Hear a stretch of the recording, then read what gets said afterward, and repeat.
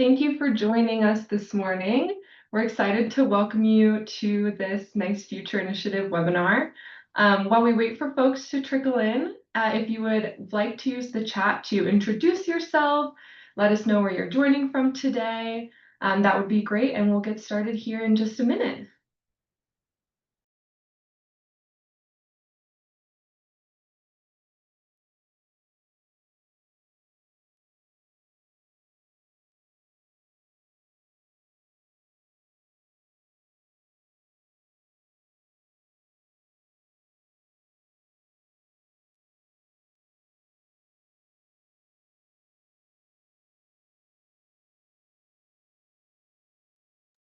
All right, great.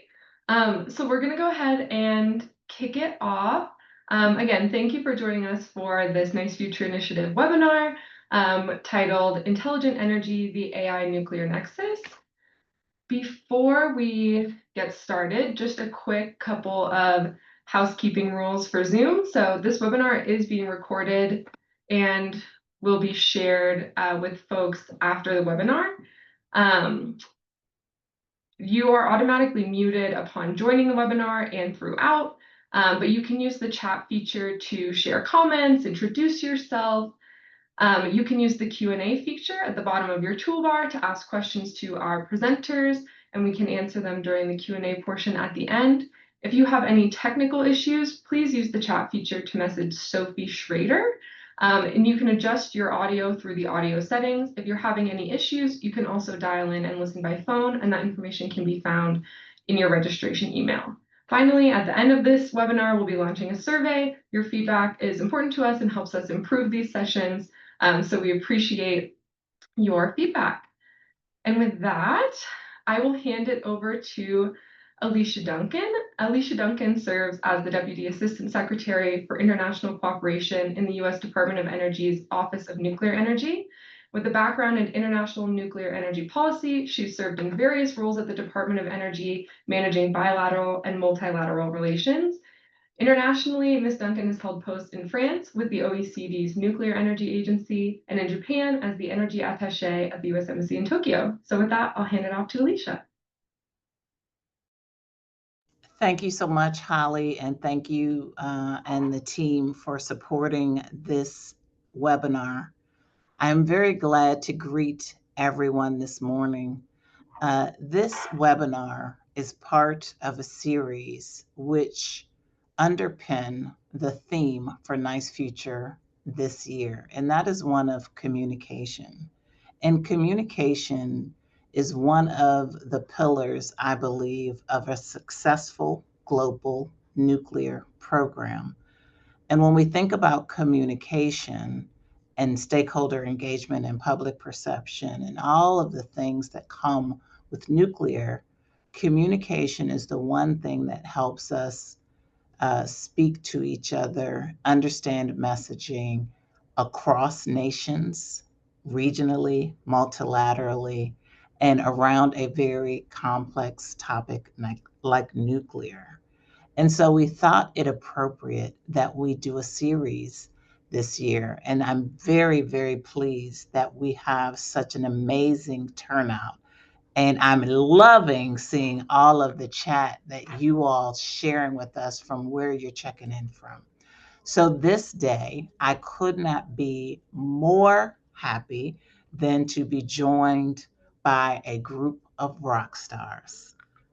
What a way to kick this program off. We have my friend, Dr. Rian Baran, checking in from the U.S. Department of Energy, and Holly will do a proper introduction.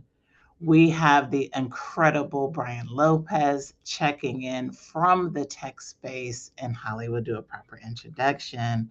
And we have the man who needs no introduction, JF from the Sim Ministerial, but still Holly will do a proper introduction. So keep checking in with us, and let me tell you a bit more about the Sim and Nice Future platforms. The Clean Energy Ministerial is the place that houses all of the work streams, and I'm sure JF will speak more about this, houses all of the work streams in energy space and has been doing so in a manner that brings ministers, policymakers, etc., together annually to have conversations that touch each and every aspect of energy as well as those across the globe. The nice future piece of this, which the US, Japan, and Canada founded years ago, I see Hudson Powell just checked in from Canada. Hello, Melinda. The nice future piece of this has been one that has focused specifically on nuclear. We've looked at integrated systems, and we've worked with countries near and far, many of them in Africa and others around the world. Obviously, there are questions around our particular topic today, which is AI and nuclear.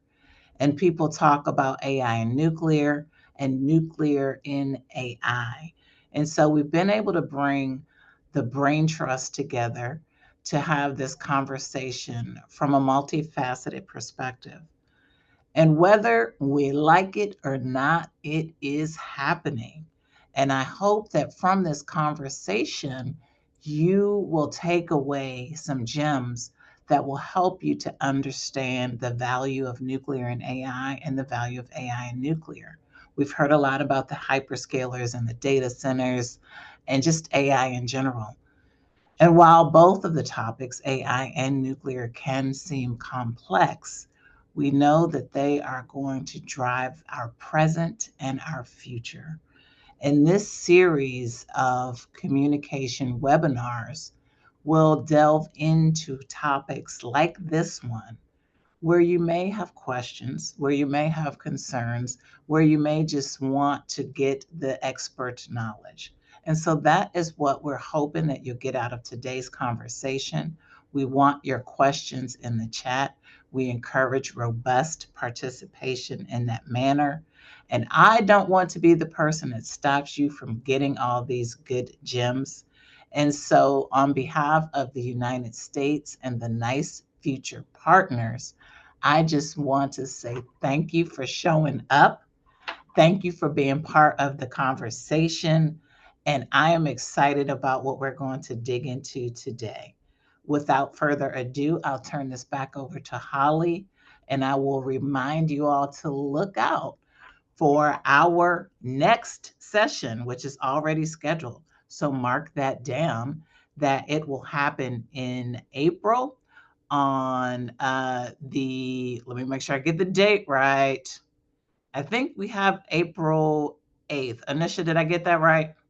Yep, that's correct. That is correct. All right, April 8th. So we'll see you back again. I hope you enjoyed today and take advantage of all of these gems and rock stars that we have. Thank you so much. Holly, back to you. Thank you so much, Alicia. What a way to kick off this series. Like you said, we're really excited to start with this first session in this series of webinars. With that, just a quick intro, a roadmap for where we're going today. I'll briefly touch on who our speakers for today are. Obviously, we've already heard from Alicia.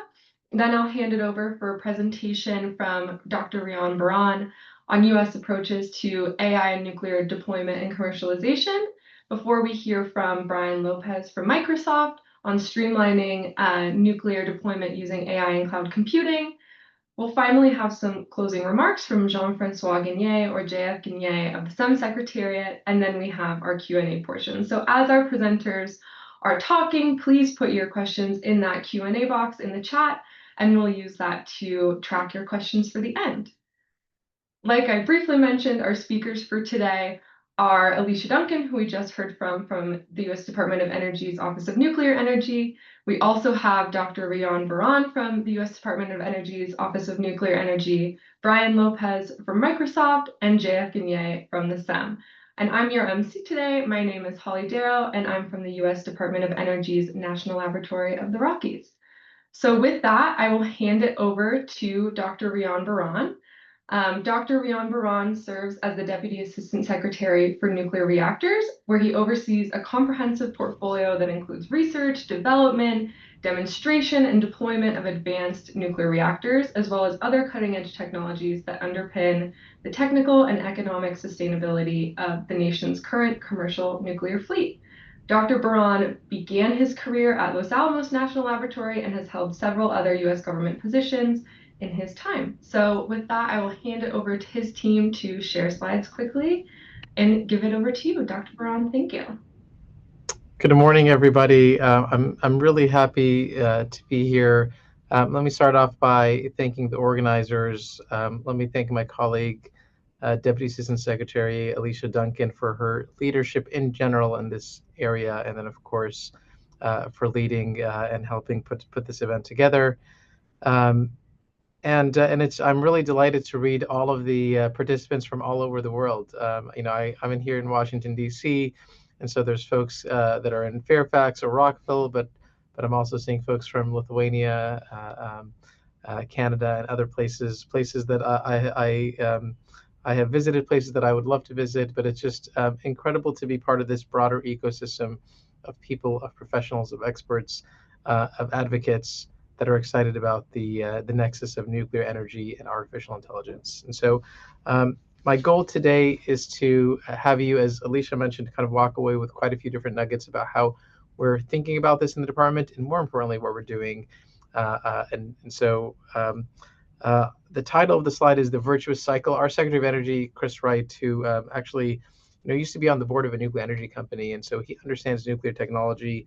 He understands the importance of AI, and he's talked about this virtuous cycle. And so my hope is to put a lot more detail to how we're actually executing to ensure that this virtuous cycle can accelerate to both provide electricity, nuclear energy for electricity, and AI for applications. Next slide. So let me talk a little bit about AI at the Department of Energy. We have a flagship effort called the Genesis mission. And this is more than just nuclear energy. This is about doubling the impact of science and engineering within the United States within a decade. So if you go to the next slide, one of the things that hopefully many of you know that our America's $30 trillion economy and really depends on a lot of innovation, most of that coming from the private sector, but some of that coming from the public sector. And the goal of the Genesis mission, which was directed by the president in an executive order to the Department of Energy, is, this is my words, let's get serious about AI and let's try to tackle some grand challenges with the goal of doubling science and engineering productivity within a decade. And so what that looks like is, a lot of people say they do AI. What we're trying to do in the department is, in a focused way, try to, number one, build a platform. And so there's a picture here, a cartoon of a platform, which is really think about it as compute infrastructure, data, and AI models. Let's bring in the singular scientific data sets that we possess within the Department of Energy at our 17 multidisciplinary national laboratories, our crown jewels, that do R&D across every mission area, not just energy, but national security and discovery science. And let's work with industry and universities. Let's pull in their data sets. Let's pull in their expertise. Let's form teams. And let's tackle, the executive order said, at least 20 challenges of grand importance across those disciplines. So science, energy, and national security. It's a big deal because this is the first time we're actually trying to pull together all of the world's relative knowledge for a specific domain to not just uplift. So this is not co-pilot for how we do research or energy work, but to truly transform how we tackle some of these challenges. So our hope is that this platform will be one of the most complex and powerful scientific instruments ever built, drawing on that expertise of 40,000 scientists at the national laboratories. The executive order told us in the department to come up with at least 20 grand challenges in those three buckets. Actually, it outlined a few more, and I think we actually came up with 26. You can find these online on the DOE website, and so you can go in and read in specific detail about how we're looking to advance different mission areas. But today I'm going to talk about one of those 26 projects, which is the nuclear fission specific one. If you go to the next slide. One more.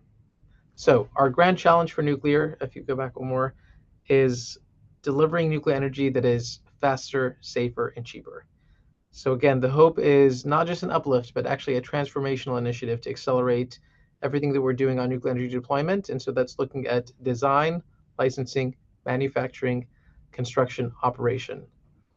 And not just independent AI transformation, but actually thinking of these as an entire ecosystem. And so, I mean, let me just take it as an example. You can imagine with one prompt where you can design an element of a nuclear reactor, and that design agent would go and work with an agent on the licensing, would immediately do manufacturing with licensing in mind, and that would also allow for ease of construction because it was optimized. Just that kind of loop, you can imagine, if you can get that right, this is not just an uplift of how do we move from a concept or to execution, but actually transformational. So if you go to the next slide.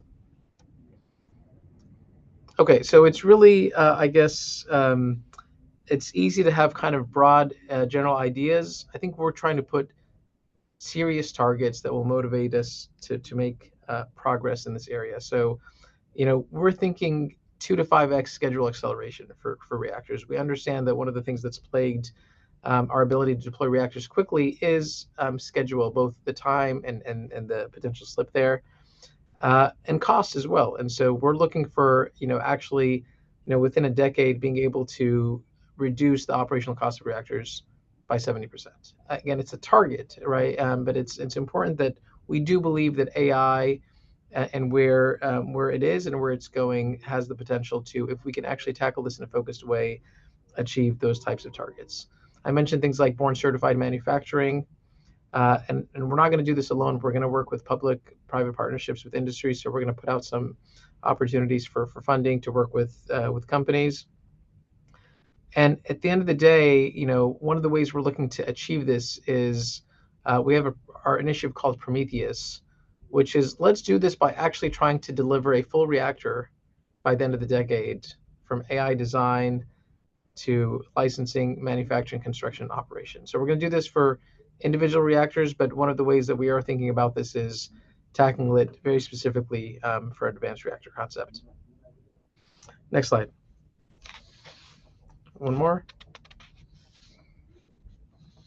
So actually, before I jump in, let me just go back. I mentioned the 5 pillars: the design, licensing, manufacturing, and autonomous operations. One of the things, if you can go back one slide, my apologies. One of the things I do want to mention that's not highlighted in the Prometheus initiative is just autonomous R&D. So in addition to being focused on using AI to accelerate licensing, design, manufacturing, construction, operation, by the way, we still want humans to be in the loop on the operation side of the house. So with human in the loop workflows, but again, bringing down those costs of O&M. We are also thinking about autonomous R&D. We don't think we're done with R&D in nuclear. We think there's still a long way to go, things that we can change and optimize. And we have a lot of data. Think about the radiation data that we have from decades of qualifying different fuels and materials. There is a world where we are looking to also have autonomous research and development that will allow the both public and private partnerships allow us to accelerate the ability to do things that would have taken us 5 years to irradiate in a test reactor to qualify a fuel. Can we do that in a much shorter clip? That's just, again, one example. So autonomous R&D is a separate and important thrust, but others are looking to do that too in other domains. And so one of the benefits of being able to tackle nuclear under the Genesis mission is that there's all those other domains where people are looking at the same approach for things like discovery for biology, for things on the quantum side, on the fusion side of the house, on semiconductors. So we are all, those 26 challenges are really trying to transform and revolutionize. On the autonomous R&D and discovery piece, I'm looking forward to partnering with our colleagues across the building. Next slide. Okay, so that's what we're doing on AI for nuclear. And it's really exciting. I'm happy to take any questions on that topic. I'm going to try to sprint through what we're doing on nuclear for AI. This is the majority of our work, and has been the majority of our work in the Office of Nuclear Energy under my office, where we focus on reactors.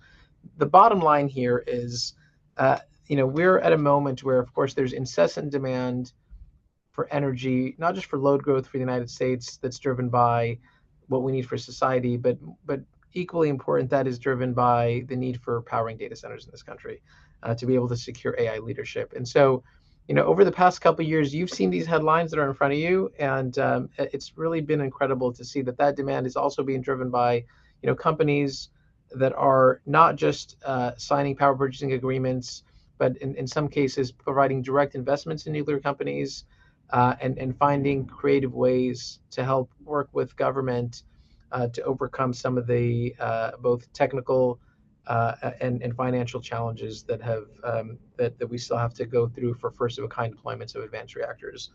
So it's a really exciting time. I think what's different about the moment that we're in is three things. Number one, the incessant demand from AI for nuclear energy, and you see it here.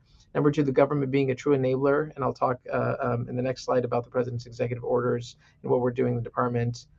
And then number three, the nuclear companies, specifically the U.S. vendors, really approaching things in an agile, innovative way. Think of it as like everybody's now doing the SpaceX approach. How do we move fast to actually meet the moment? Next slide. So May 23rd, the president signed 4 executive orders to promote nuclear technology. And they say a lot, they do a lot. Some of the big takeaways, it sets a target of 300 new gigawatts of new nuclear by 2050. And what that should tell you is that in the United States, at least, we have to approach this with an all of the above solution. So we need to upgrades of the current fleet, restarts of existing reactors, build new gigawatt scale, build Gen 3 plus SMRs, build Gen 4 SMRs, and build microreactors. And there's a lot of muscle movements in here. I'll give you an example, number 4, where it says deploy for AI and for the military. It tells the Department of War to establish a program of record for microreactors. What that means is it tells the Department of War to basically be a first mover for microreactors, because they want to have resilient nuclear power for their installations, and their installations really don't need anything more than a microreactor. That's important because what we've known for a long time is that for these advanced reactors, to get through first of a kind cost risks, you just need a big enough order book. And so that's been an exciting effort. If you go to the next slide.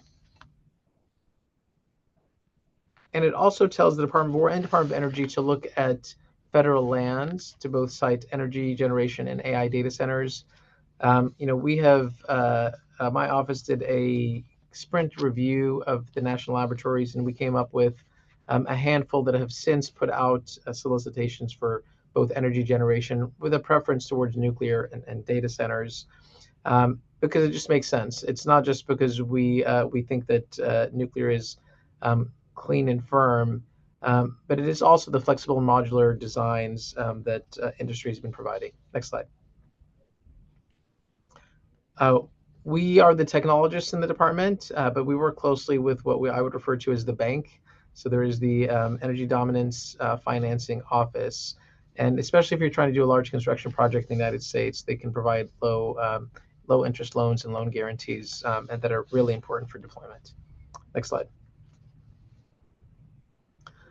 So what are we doing to support the president's executive orders and ultimately take advantage of those 3 elements that make things different? Number 1, we established a reactor pilot program. We are on track to test 3 reactors by July 4th in 2026. We were directed in May, and for all of us, it's really incredible. We've been able to do this by providing DOE authorization, which is an authority we've always had, but it's really, if you want to test a reactor quickly, it's not a commercial variant, but it could be in the future, especially an expanded prototype. DOE authorization is a quick way to do that, and so we're doing that. We're on track to test at least 3 as directed by the president, and we're working closely with the NRC to make sure that the work that we are doing can be leveraged for the future commercial variants for these companies. And so that's been really, really exciting. Hope you guys pay attention. We've done the same for fuel line. So in the same way that fuel line companies are looking to quickly build and iterate and create fuel for DOE programs. We have some major deployment programs. That's my timer, and so I will be quick here. We have some major programs. We go to the next slide.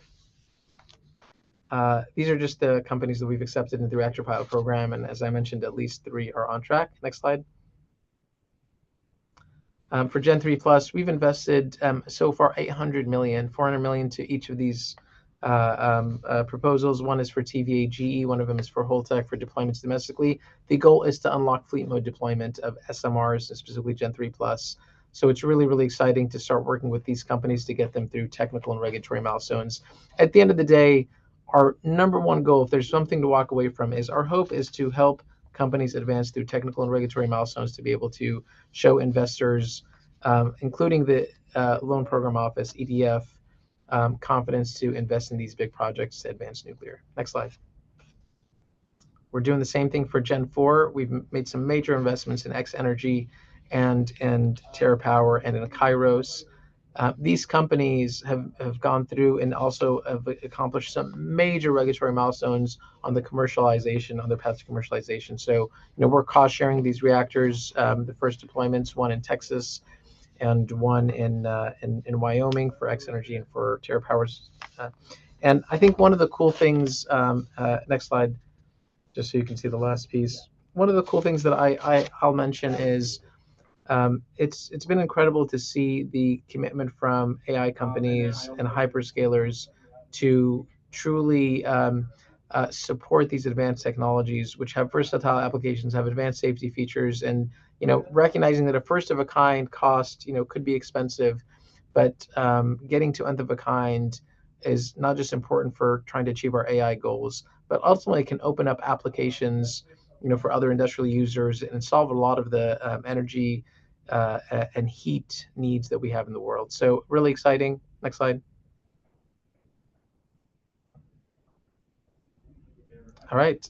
So I think hopefully that gave you a clear overview of everything that we're doing in my office.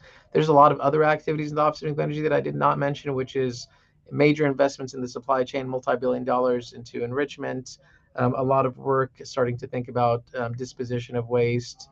And then, of course, Alicia leads some incredible international partnerships. I'm grateful to have had the time, and I'm looking forward to hearing from my colleague, Brian, to get the tech industry's perspective on this. But thank you so much. Thank you so much, Dasparan, and appreciate that it's a lot to cover, everything that the Office of Nuclear Energy is doing right now. So excited to chat more about it later. For now, I'll hand it over to Brian Lopez. Brian Lopez is a senior director at Microsoft, where he focuses on driving digital innovation in high-performance computing, AI, and advanced cybersecurity. With a background in cybersecurity and working with federal agencies, he furthers initiatives that accelerate the adoption of secure cloud and AI applications while also strengthening governance, resilience, and mission performance. So thank you so much, Brian. Thanks, Holly. Thank you for having me here today. What an important conversation. What an exciting time to be in this industry, right? We're all doing pretty amazing things here. So I will be upfront with you. I don't come from nuclear engineering. What I do come from is environments where the cost of getting things wrong falls on real people. Outside of this work here, my wife and I are raising 10 kids. 10 kids, you heard that right. Multiple kids with special needs. And so responsibility in my household is not a policy. It's not a framework. It's not an aspirational idea. It's Wednesday morning. It's every day, and it's how we have to operate in all situations. And so that mindset is exactly how we should approach the conversation of AI in the nuclear context. It's not a shortcut. It's also not a threat. It is a tool that has to earn trust before it earns speed. Before Microsoft, I worked at Sandia National Labs. And so one of my jobs at Sandia was I worked in our cyber assurance division, and I worked with counterintelligence and incident response and legal. And my job was to authorize cloud services at Sandia National Labs, which is really one of our nation's most sensitive facilities. So I know what rigor looks like when the stakes are real. And when we talk about AI today, I'm not talking to you from a product pitch. This is not a sales conversation. I'm talking to you as somebody who believes, because I lived it, that the nuclear community is the right community to lead responsible AI deployments. It really should be the first, not the last, not a follower, not following hype, but leading out responsible AI initiatives and deployments across the board. So what I want to start with today is, how did we do that at Microsoft? Because I think there are models there that we can apply to the nuclear space that directly align with the mission that you guys are trying to accomplish. There is a concept at Microsoft that we use internally, becoming a frontier organization. And here's the thing about frontier organizations. They don't approach AI as a feature add-on. This is not like a bundle that frontier organizations redefine the way that they work around AI. And the goal, just so everybody's on the same page, is not to replace humans. The goal is to streamline systems, data processes, and decisions so that humans can be more effective in the long run. You all know this, Microsoft didn't start off as an AI company. That was not Bill's vision when he established Microsoft. But we had to become one in the last few years out of necessity. There were no options. In order for us to keep up with the industry, we had to transform. We operate some of the most complex and the largest infrastructure, quite literally, on the planet.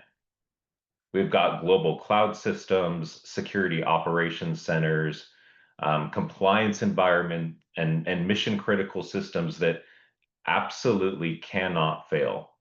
The day that those services or those capabilities go down, banks stop transacting, governments shut down, healthcare stops. There is no option for us to fail in those scenarios. So as those systems, as those cloud environments, as that infrastructure grew and grew and grew, we had to transform. It was unmanageable through traditional human-based processes for us to continue to scale the way that we had to. So what does that look like internally here at Microsoft? Well, AI now supports our engineers during live response. It summarizes system states, it correlates signals across devices and sensors and infrastructure across the globe. It surfaces risks before they become issues. It even compresses institutional knowledge. So experience doesn't retire when people do. And that's always a problem. And crucially, and one of the things I want you to take away is that AI never fully owns every decision. Humans still remain accountable. Actions are auditable. Trust is built through resiliency and transparency, not pure automation in all scenarios. The thing about that transformation here internally at Microsoft is it didn't make us less careful. What it did is it made us more precise. It made us more resilient and faster where speed actually matters. And here's the distinction for us here this morning. I think everybody knows this, but Microsoft is not just a provider of AI. We're a user of AI, but we are our biggest customer today. And that lived experience, how we are operationalizing AI in our engineering teams, from software development to infrastructure build out to even managing and monitoring our power consumption. Like that needs to be translated directly into what's happening in the nuclear space. So let's dive in a little bit on that side of the fence here. You all know this probably better than I do, but nuclear deployments today follow a very familiar pattern, right? Everybody knows that expertise exists, but it's often distributed across vendors, services, utilities, and you all can't always talk to each other. And so it gets complicated on how you manage these things. Your processes today are sound, they're strict, but they're often burdened with rediscovery, rework. And I think the reality that everybody feels on this call is that every deployment feels like you're sort of starting from a clean slate. Here's the energy reality that that makes this crucially important. And Rian mentioned this earlier, but we are seeing signals today that AI will drive 165% increase in data center power needs by 2030. We're already almost there at this point in time. The IEA is projecting that data center electricity demand will more than double in the next few years. The reality is the grid can't handle that without nuclear. But what I love about this is the beautiful paradox in all of this is AI needs nuclear to run. We all know that. But nuclear needs AI to scale. So if you're taking notes, jot that one down, that AI needs nuclear to run, nuclear needs AI to scale. One of my first jobs early on in my career was I worked on a directed energy program for the Air Force. And so we were building a chemical laser on a C-130 aircraft. Very, very fun science project. Lots of cool things that we were doing. But one of my jobs was safety and system analysis. And so every day after I got my coffee, I would grab my clipboard with roughly 15 to 20 pieces of paper on it, a lot of check boxes, and I would walk up and down that aircraft, and I would look at every nut and bolt and server that we had on the system, on the airplane, and make sure there was no amber lights, all green lights, and every tool was in place, every nut and bolt was where it was expected to be. And that's how we managed safety on that airplane. Even during tests, when we would do flights and simulations, not even simulations, actual tests down at White Sands, the pilots' safety protocols were largely the same. They would grab out their paper or their paper forms and their checklists, and they would walk through cross check and safety. Very, very manual process. We all know that's not how the airline industry works today, and even in those R&D programs, that's not how safety is run anymore, right? The modern flight decks use telemetry from instrumentation and technology that's built into the aircraft. It's receiving correlation and signals and analysis on patterns and safety in an automated way. And what that does is that it reduces cognitive overload on the pilots. And the reason I bring up this analogy is it really highlights pretty well where the nuclear industry needs to go. A lot of things are manual today, but they can be streamlined. And here's the thing about modern flight deck systems is they don't make the pilot any less valuable. They just make them more precise. They make them more effective. And nuclear operations today are at that same inflection point. AI needs to become a digital shift partner. The beauty of AI is it doesn't get tired. It's always present. It carries institutional knowledge, not just across shifts, but across generations. It will flag deviations before they become incidents. It's not an operator yet. It's not an authority. It's a force multiplier for human expertise. And so what does that mean? Let's get concrete here for a second. Let's get specific about where AI removes drag for the nuclear community. You all know this better than anyone else. the single biggest bottleneck in nuclear deployments today is not physics. We're not dealing with major physics problems. It's the licensing process. An SMR project can take years and millions of dollars just to get through the regulatory process. Most of that time is documentation, environmental reviews, safety analysis, compliance submissions. And where AI really helps change the game is, one, it's worth noting that AI doesn't change the safety standards. It just helps you get there faster. It just changes how fast you can meet those requirements. And we know this internally for our own purposes. Microsoft has built a nuclear licensing accelerator, right? And so there's a lot of solutions out there that are doing these types of things, but our solution accelerator takes a look at licensing documentation. It's pinging things in atoms and pulling that stuff in. It's looking at regulatory precedents and geographic and seismic data and using AI behind the scenes to draft that first craft of a 400-page document that needs to go for approval. And so what the human does at that point is the human's no longer an author. The human is an approver. It's a validator, right? You have humans checking the work of AI and then submitting it.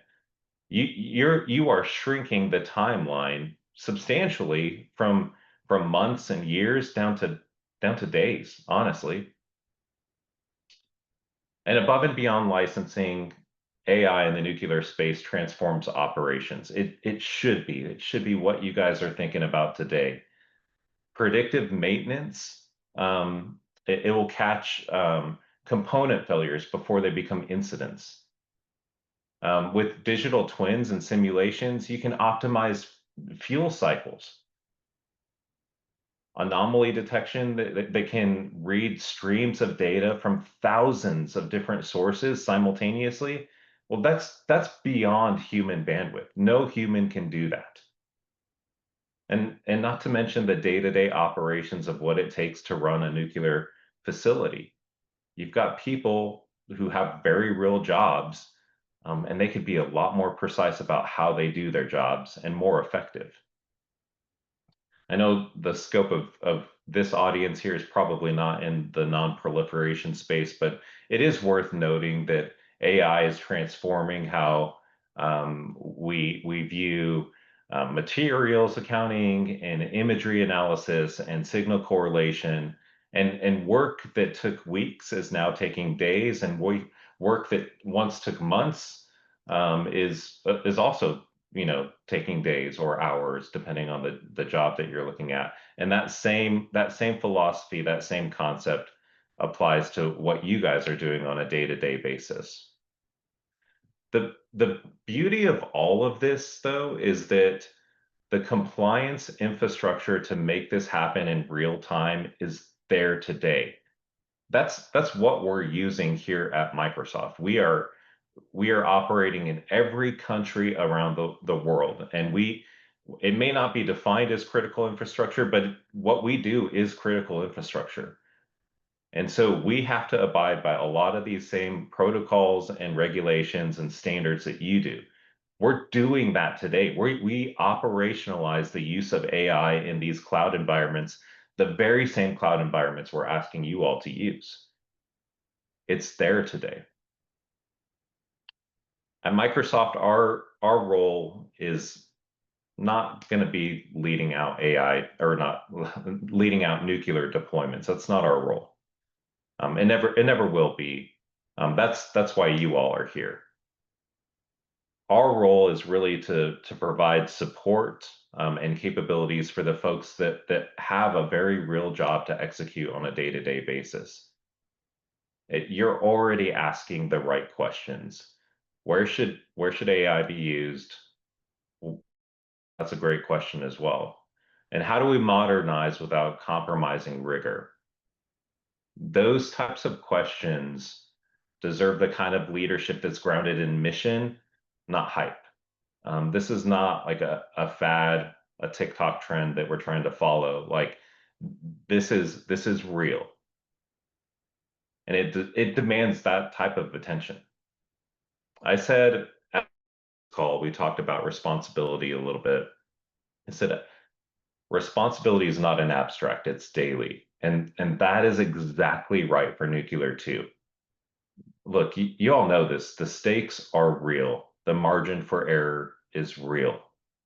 And that means the governance, the restraint, the human accountability that AI deployments require is equally real. I hope you guys walk away understanding that you're not behind. You're uniquely positioned. This is a transformational moment, quite literally, like right now. And the question that I want to leave you guys with is not whether AI and nuclear belong together. That's not the right question. The question is who shapes it? And I believe that's you. I believe that's the people on this call here today. And I believe it requires for us to work together, for us to be creative in thought, for us to communicate in ways that we have never done in the past. And that's why things like the Genesis mission, which Rian had mentioned earlier, are so important to where not just the US transformation happens, but where the global transformation happens for my 10 kids that I have here in this house, and for their kids and their kids and their kids. What you're doing matters.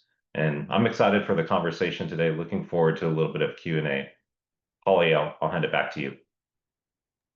Thank you so much, Brian, and really lovely to have your perspective. I see Alicia coming on to give her applause. So really appreciate your perspective and you coming on to share.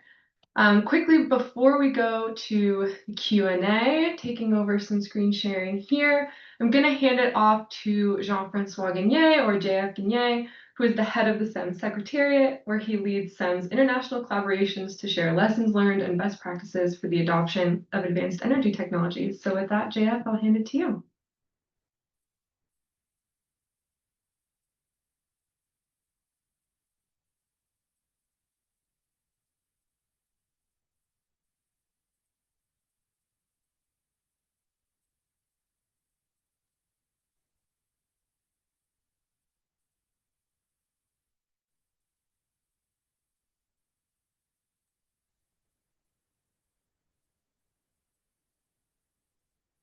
Oh, JF, I think we might be having an audio issue, and I can't hear you, but I do see that you're unmuted.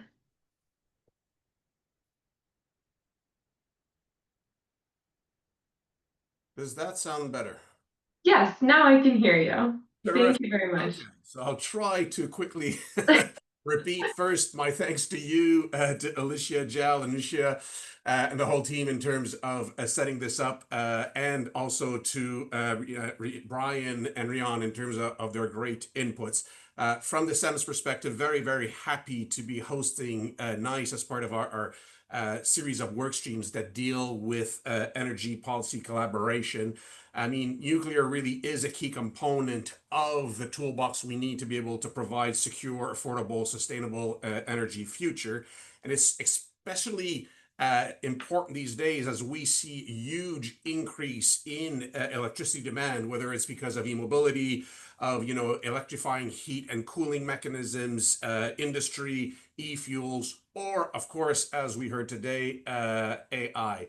Now, within the SAM, we try to address these issues really from a holistic approach, looking at supply side, fuels and power, demand side on transportation, buildings, industry, but also socioeconomic aspects like jobs and skills, and as greatly highlighted again by Alicia, communications. How do we work with each other? How do we understand each other? So really wanted to thank the U.S. leadership on the NICE Future Initiative in terms of highlighting the importance of AI, but more broadly in terms of framing nuclear in the overarching energy sphere. And in fact, we hope and we see a lot of more actions happening there.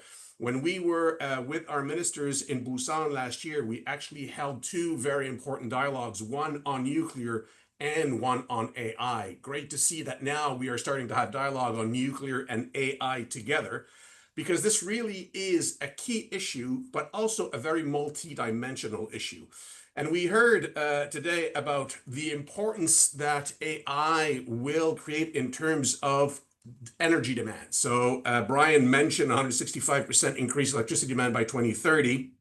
So we know AI requires huge demand, but that actually can be both an issue and a solution. There is right now a little bit of pushback for some data centers in terms of the electricity demand that they will create and what that will do to provide electricity to local communities. But at the same time, that increased demand can also be a great driver for investment in infrastructure, whether it be nuclear, power, whether it be grids, whether it be other energy sources. And so as long as we look at these things holistically and see what community benefits can be had for these projects, these then don't become issues, but they become catalyst for increased investment in that aspect, therefore buying social licensing to address these issues.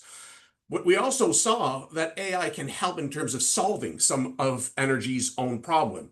Rian mentioned how, through AI, you can speed up the innovation process to deliver faster, cheaper, and safer nuclear.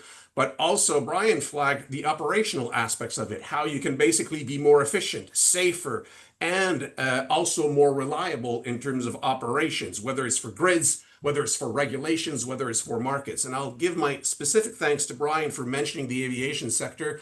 I actually stem from the aviation sector. I started my career as an aerospace engineer, and I worked at CAE Electronics, notably working on the redesign of the DC-10 to MD-11 airplane, which went from a three-pilot cockpit to a two-pilot cockpit through automation and information management. Now, you can see this had a human resource impact, so it was replacing some pilots, but in fact, it didn't happen in terms of job losses. It just allowed more airplanes to be operated because there was a huge jump in terms of demand. And I think this is how we need to see these kind of changes in technology.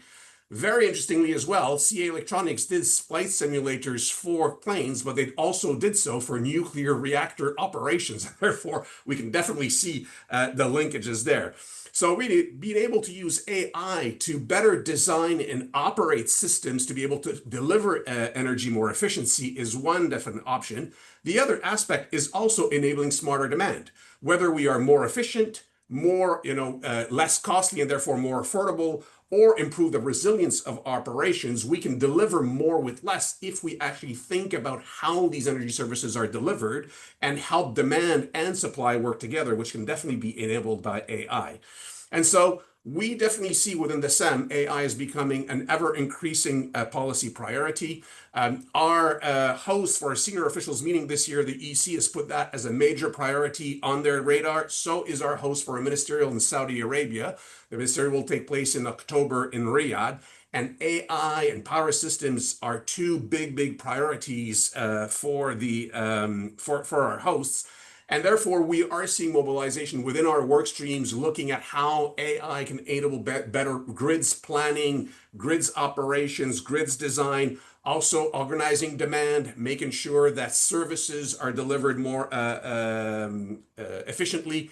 And we hope to see a lot more collaboration even between work streams. So we rely a lot on the NICE community to be able to also bring that aspect. So let me thank again US DOE and the National Laboratory of the Rockies for organizing this.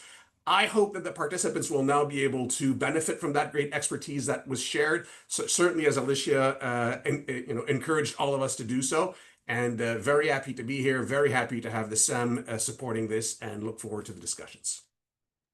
Thank you so much, JF. Really appreciate your closing remarks and tying it all back to the SEM and really where NICE Future Initiative is housed. So great to have you. With that, we're going to move to our Q&A, and we have a couple minutes for Q&A here and a couple questions from our audience, which is really appreciated. So if all of our speakers could come on camera and address those questions, that would be great. I want to start with a question we have from the audience here, which is that there's been a lot of conversation around potential impacts of data centers to the grid.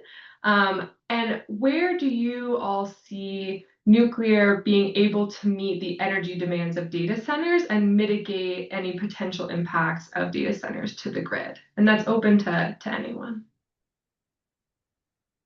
Rian, I would be interested to hear your perspective first if you want to jump in.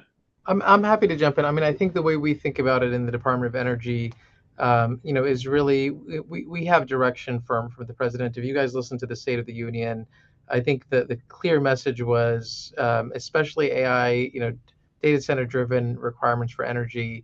The president has said that tech companies, have to basically pay for their power. And we don't want to pass on any additional costs to the ratepayers, right? So ratepayer protection and affordability is key and important. And so for us, I think we have great collaborations with both the tech companies, with the vendors. Everybody understands that if we're going to increase the energy generation, this has to be a net positive for society, not just on the AI side of the house, but also, as it relates to energy prices, energy reliability. And so you kind of with that in mind, when we are thinking about whether it's new deployments for new nuclear or even things like uprates of the existing fleets, we have an eye towards how do we make sure that as we're getting this generation on, how do we work with ultimately the end users that need it the most, or that are driving this demand to ensure that that's what's happening. So that's our kind of our high level approach. How that happens is on a kind of a project by project basis, right? So of course, that becomes a conversation that's specific to if there's a specific utility, a specific data center developer, a specific hyperscaler, and a specific nuclear technology vendor. That's central to our thesis of how to get this deployment provided. Over. Yeah, I think from our perspective as a hyperscaler, right? This has been on our roadmap for a long time. You've seen announcements even a couple of years back about partnerships that Microsoft has established for being a consumer of power that's generated in the nuclear space. And we even had a report that was issued, I think last week or week before, on we've already met our sustainability goals for 2030 this year because of innovations and partnerships that we have across the globe, and we'll continue to see that expand. It is a core pillar in our roadmap for scaling out AI infrastructure, not just across the US, but across the globe. And so, as I said before, I don't ever envision a day where Microsoft will be standing up our own reactors. It's just not the business that we're in.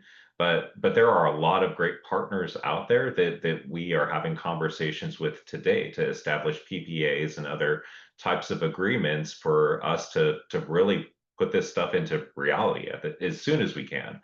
And so it's critical for the sustainability and the growth of hyperscalers to be really moving towards nuclear where they can. Yeah, absolutely. Thanks so much, Brian and Rihanna, and appreciate you tying it back to that global context, especially because, this is a global initiative, this is a global audience. JF or Alicia, I don't know if you want to maybe touch on the aspects of that, on how nuclear plays into, a comprehensive power profile for data centers and also other electrification, of this sector and getting data centers onto the grid. I think go ahead, Alicia. No, I was going to go punt that back to Rian because I don't speak about nuclear when Rian is on the call, but JF, you go right ahead. Yeah, and I was going to take maybe a bit of a broader hat than just nuclear. I think a lot of the issue and a lot of the solution stands in one kind of fairly straightforward answer, which is transparent decision making and foresighting and planning. I mean, any specific demand, any plans for large energy requirements needs to be thought in a holistic way with specific surroundings. And what we've learned, we have multiple work streams that look at energy planning. And what we've learned is transparent approaches, community engagement into those planning processes are what will make these projects go through in a timely manner. You can't just basically have an entire plan done, all the stakeholders, agree to, and then go to community and say, oh, by the way, we've decided this. You need to bring them from the get-go. You need to be able to show what the benefits will be and for them to feel that they have an ownership in this. And large energy projects like AI data center can actually be mobilizers for that community, for investments to come in and build infrastructure that might not have been able to make it just with specific aspects. Bringing different demand and supply actors together to come up with a package is a very, very good way to be able to make energy much more affordable and accessible for full communities. I think sorry to add on to that just a little bit. What we're seeing, because we've deployed a couple of we're calling them AI data centers. So they're a little bit different than your traditional cloud environment data centers because of the demand of GPUs, cooling power, those types of things. And there's a whole ecosystem that has to be considered when you guys when we as a hyperscaler or other providers are building out this infrastructure. And so when we started the Wisconsin project not too long ago, we found that we were short on folks with trades. And so our investments need to go beyond just the infrastructure, and they need to go beyond just ensuring that there's sustainability and clean deployments all over the place. Like, you have to invest in the community. So we are establishing programs that are funding education so we can get welders and plumbers and electricians in the data centers, because the demand is it's growing. And so when we start thinking about nuclear, AI, data centers, power ecosystem that needs to be considered, and societal impact to those surrounding areas as well. So just want to throw that out there as well. I appreciate you adding that point, Brian, because when I speak about that part of it, I often encourage parents to encourage their kids to look at these skilled labor opportunities and the value that they add to changing the world. And, everybody wants their daughter or son to be a lawyer or a doctor. And I submit that, if I, Alicia Duncan, could be a welder and make the amount of money that a Ghana is paying a welder for 2 weeks, I would pack my bags today. But I think this is meaningful work, and I think we need to encourage that more than ever, because there is a deficit worldwide in that space. And this is a great opportunity for people to recognize that and be a part of something amazing. Alicia, if I can just add, I sent a text to my wife yesterday because, of course, we're worried about our daughter and what jobs she'll be eligible for. She's only 16 months old. And I sent her a text that I heard in one of these AI podcasts, that AI struggles with physical dexterity and human identity. And so skilled trades, on-hands healthcare, and experience-driven activities, AI will enhance, not replace. I thought that was a nice synthesis. And falls squarely with your comment about welding. Thanks so much, all, for the conversation. And wow, 16 months old, and we're ready for college. I am excited. In that same vein, right? Thinking about all of these decisions that have to be made around deploying data centers, deploying nuclear energy. Someone had asked about modeling and all of this data, right? We need all this data to understand power fluctuations related to data centers and AI. We need all of this data to understand, like you all mentioned, workforce needs and where to deploy and how we can support deployment. And so I would be curious on how all of your teams are approaching modeling or intaking all of that data to then make informed decisions about these different types of deployments. I'm happy to start. This is it's such an important question, and it's probably one of the hardest questions to answer, because I think, when I think about nuclear deployment at a project level, and so I want to get multiple gigawatts on the grid in a specific, not just state in the United States, but at the specific location. I think about what is the hardest part, and I think, for the longest time, it has to do with it. There's been a concern about how long it takes, cost, schedule, and risk. And so we've been in our office working with industry. We've done a good job of clearing the pathway for, kind of an expedited approach to technical and regulatory milestones to be able to get to that point where, okay, people are committed and we can unlock the financing needed for those project-specific deployments. But even if you do that, the big question is, what are the other bottlenecks that you're going to do if you can get over those hurdles? And I think a couple of years ago, one of the clear bottlenecks was uranium and high assay low enriched uranium, specifically for the advanced reactor concepts. We've put out $2.7 billion out of the Office of Nuclear Energy to try to solve that problem. and that helps with everybody needs uranium fuel regardless. And so, but then you start thinking about what are the other bottlenecks for deployment on the supply chain side of the house, and because these technologies are different, there's no clear second bottleneck except for workforce, right? It is one where we know we don't have enough electricians or welders. We know we don't have enough skilled trades. And we know there's more competition for those types of people, right, to support, including, by the way, data centers require electricians. And so, and the last piece is that unlike other parts of the supply chain where, if you're a company if you're an enricher, let's say you make forgings, let's say you make neutron detectors, you can expand your capacity. Enrichment is hard to do it fast. That's why we're able to make a government investment. But in general, there's not as big of a lag between the capacity expansion, and there's a strong business case. You can make a lot of money if you really believe nuclear is going to come on board. But workforce is one of those where it's not like there's like one company that can make a lot of money. It's an obligation on all of us. And so what I've been happy to see is that the executive orders on May 23rd had a whole section about workforce. And it basically said it's really not just on the Department of Energy. We've historically done a good job of funding universities, nuclear engineers like myself, but it really pushes the entire U.S. government, including the Department of War, other parts of the USG, to say you all have to jump in and figure this out together. So I'll just give you one example of like an outcome of that work. I was just at the Pentagon yesterday, and the Department of War said, look, we have a lot of potential retired general officers and enlisted officers, that are going to be, they're looking for jobs. They're willing to move. They will show up 5 days a week. They are disciplined. And so if you can just kind of help them understand where the deployments are going to be and how they can contribute, the Army itself is willing to, through an initiative, try to kind of help and kind of marshal, what they believe is an important part of society that can help there. So I'm just happy to see that no longer is this a topic that any one person has to tackle, that everybody's kind of coming together. But I do know that it's going to be really, really hard. It is one of those things where it does take a while to get folks to be trained, whether it's on the trade side of the house or otherwise, to get people to have the right training that is specifically associated with nuclear. So that's the challenge. I'll end on a positive note.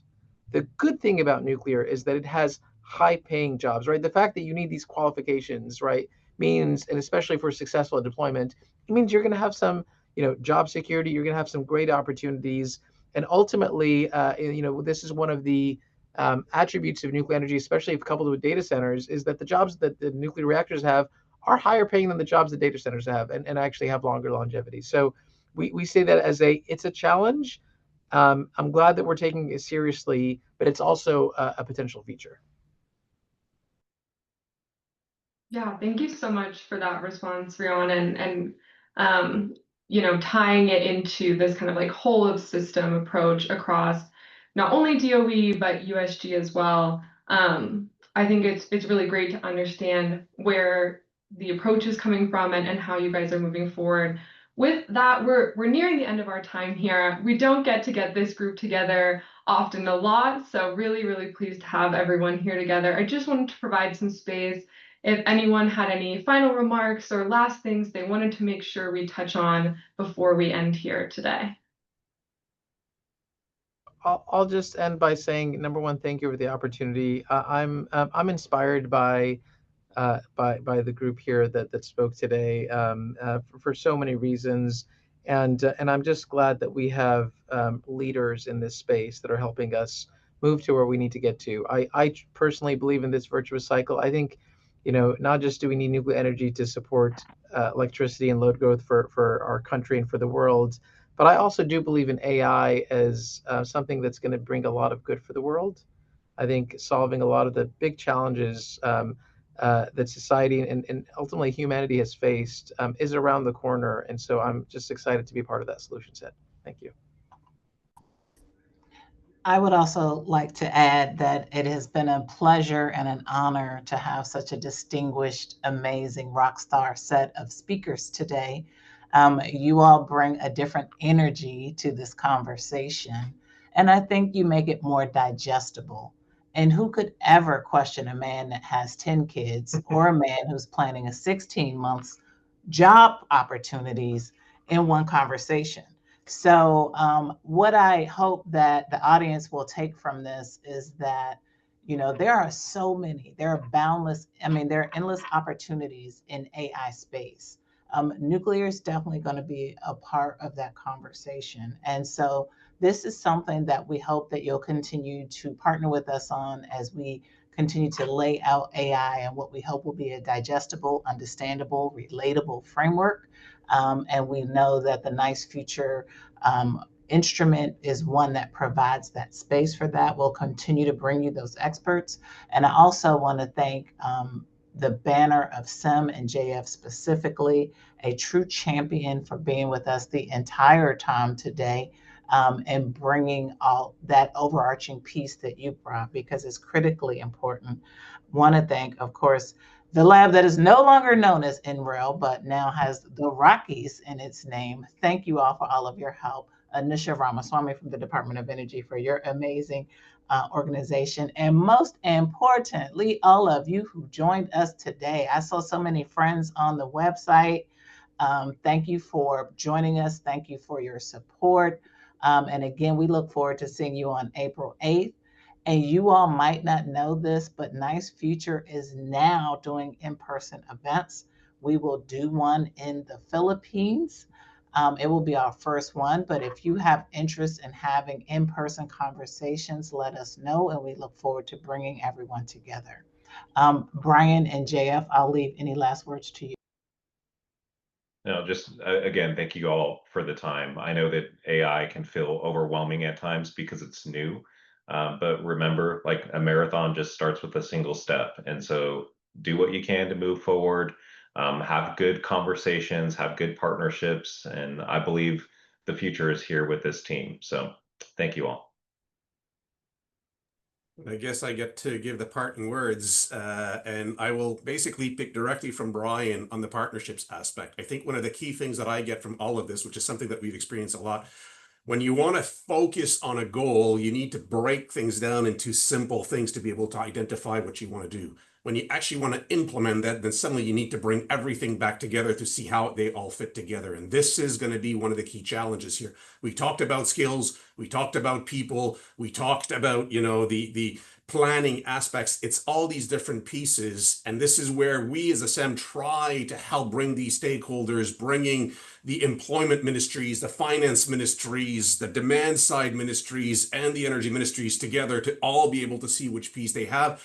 Great to have the private sector also jump in and bring their own piece. This is absolutely necessary. And so we're very much forward to work with all of you to continue in that respect. The teamwork is how we'll get it done. Awesome. Thank you so much, JF, and all of our other speakers. Like I said, it's really, really lovely to be able to bring together speakers with such experience, with their background, to have these public-private conversations. The Nice Future Initiative is proud to do that and excited to continue doing that. Like Alicia mentioned, our next webinar is on April 8th, 2026. On the World Nuclear Outlook, the role of nuclear in meeting energy demand. We talked about some of that today, so we're going to expand on that conversation on April 8th. You can learn more about the Nice Future Initiative by visiting our SEM webpage on the SEM site. Sophie will drop that in the chat, and if, as you are leaving, you could please fill out our event survey, that would be great. Thank you so much again for joining us today. We look forward to seeing you at the next one.